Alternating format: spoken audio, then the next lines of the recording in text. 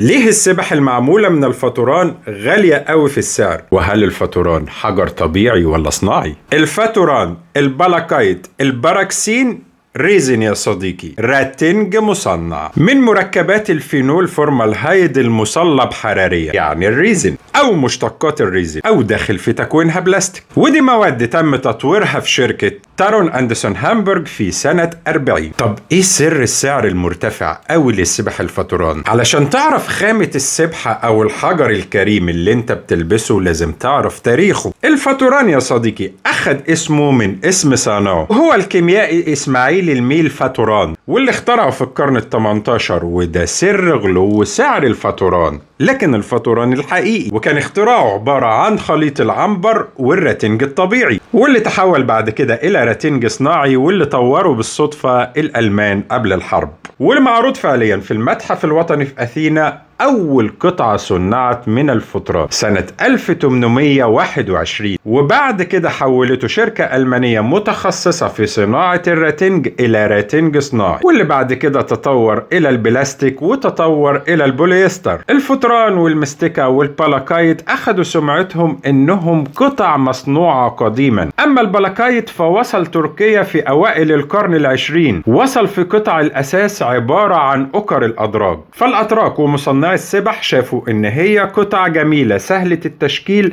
ممكن يطلع منها ألوان حلوة في السبح. في النهاية يا صديقي الاختيار اختيارك، إما تشيل حجر مصنع له قيمته المادية علشان قديم شوية لكن بنصنع منه حديثا بسعر أقل في التكلفة كتير جدا زي السبحة القمر دي، أو تشيل حجر كريم طبيعي أصلي مضمون بنفس القيمة السعرية ويمكن أقل في بعض السبح.